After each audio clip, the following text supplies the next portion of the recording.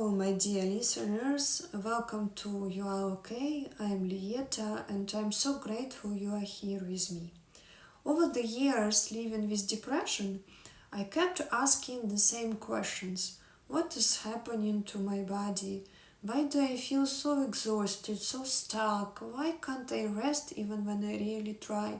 Why do I have insomnia? And why sometimes I even cannot move?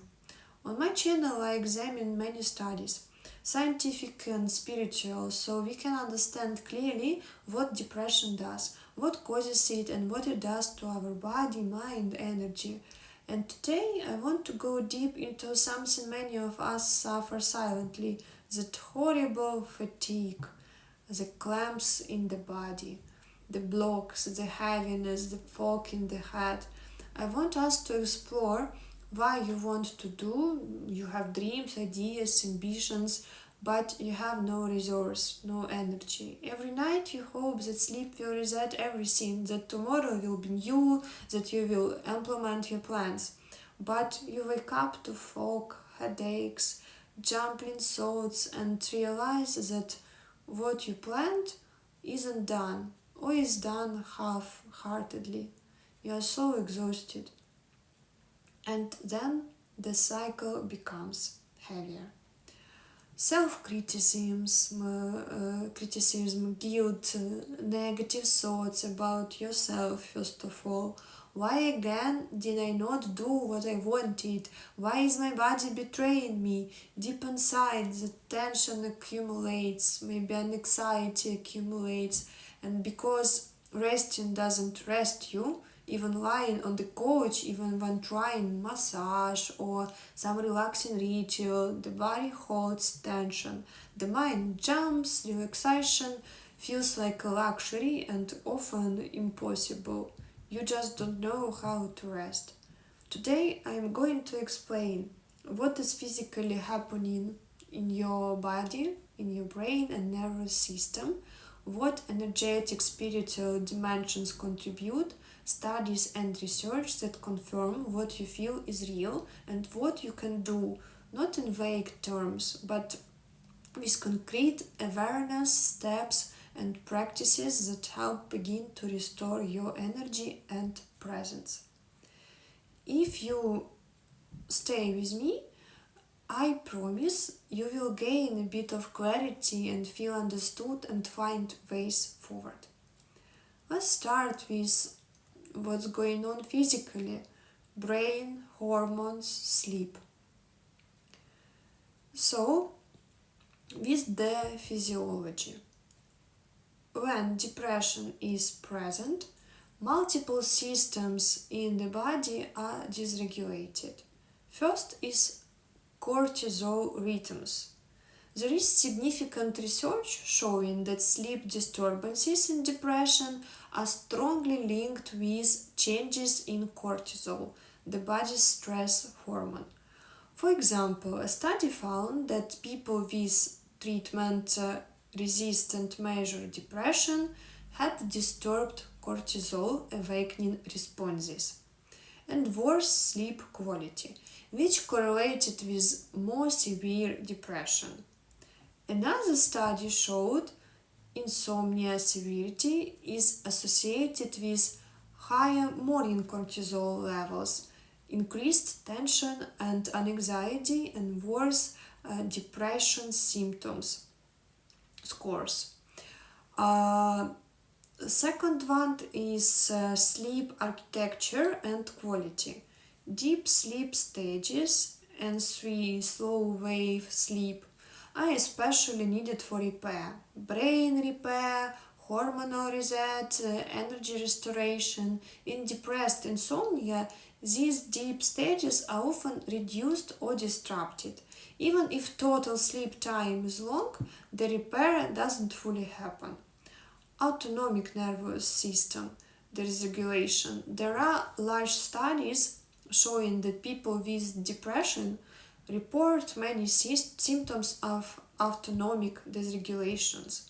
Symptoms like racing heart, gastrointestinal issues, feeling out of balance, all of which correlate strongly with fatigue and brain fog. One large cohort study with thousands of participants found that the more autonomic symptoms people report, the worse their fatigue and cognitive problems. Another one is inflammation and immune activation. Depression and fatigue are often associated with increased inflammation. It's like cytokines, immune markers, both in the body, periphery, and also in the brain. This kind of immune activation can disrupt neurotransmitter systems, serotonin, dopamine, norepinephrine, lower energy, produce sickness behavior. You know the feeling when you are unwell and all you want is to lie down and even not think. So when you feel your body is crushed with heaviness, when the brain is foggy, when you wake multiple times or don't sleep deeply, that is what is happening. Your system is under stress, endocrine disruption, autonomic over-arousal, reduced repair at night, and often inflammation working in the background. Now I want to talk about energetic and spiritual dimensions. They are beyond just physical. Because I also believe from my own experience and many spiritual traditions that depression isn't only biology, it has energetic and spiritual layers. For example, energy depletion and blockages. Many people describe during depression that their life force feels zero or even minus. You feel small, invisible, stuck inside your body like a point that can't expand. Energy doesn't flow outward. Creativity, excitement, joy are distant memories. Spiritual disconnection, when your energy is low, you often feel disconnected from meaning. You're disconnected from your own purpose, from something bigger than you. This disconnection deepens the fatigue because part of human vitality comes from feeling that we belong, that there is something sacred, that there is hope, and there is something meaningful. Energetic clumps, these are tightness, blocks, compression in body and mind. You mentioned very well how you might try relaxing, but the body holds tension. The mind jumps, the breath is shallow, even massage may feel strangely uncomfortable. That's because energy flow is stuck. The nervous system is protecting something still in alert. The spiritual self feels truncated. And spiritual practices as nourishments like prayer, connection with God or higher self or universe, meditation, energy work, rituals, these are not just optional extras. For many, they provide the feeling that physical rest alone cannot supply. Something that restores not just the body but the sense of inner expansiveness, peace, hope, expanded identity. So now I want to talk also about the self-experience. I want you to listen carefully to this because you will recognize probably yourself here. There are a lot of people who feel the same ways. You wake up hoping for refreshment. Instead, there is a fog in the head, maybe a headache, maybe your thoughts jumps. What didn't I do yesterday? How will I catch up? And already start guilt. Throughout the day, there is constant mental chatter. Even when you try to rest, the body is not calm. It doesn't help you, it doesn't listen to you. Shoulders are tense, jaw tight, maybe stomach knots, breathing shallow. You may try relaxing activities, watching film, walking, do massage, have a bath, but you can't fully engage. Either your mind is distracted or your body stays tight. You may find relief for minutes, but tension returns. Even actions you once loved feels like effort. Your plans, your ideas, your dreams, internally you want so much probably. Sometimes even don't want anything, but physically you feel zero power to realize them. This gap between inner desire and outer capacity is deeply painful, and as days go by, this gap becomes part of the internal narrative. I am failing, I am weak, why can't I bring myself to what I say I want so badly? And you start to be hopeless. You just learn it. You may notice the more you try to push past this state without rest, the worse it gets. Insomnia, irritability, more tension, headaches, heaviness, sometimes dizziness. And now I want to show you some researches and what will help you to understand what you experience. Here are some studies that show exactly what you feel is not imaginary but measurable and documented. A review showed over 90% of people with major depressive disorder report fatigue as a core system, including physical, cognitive, emotional fatigue. A study on insomnia severity found that higher insomnia correlates with higher morning cortisol, more severe depressive symptoms, greater tension, anxiety, worse fatigue. In people with depression, autonomic nervous system dysregulation, like symptoms like heart racing, poor digestion, dizziness, strongly correlates with worse fatigue and cognitive impairment. Another study exploring interoception, how well we sense internal body, signals found that lower confidence and disrupted connections with body predicts more persistent fatigue even after depression treatment.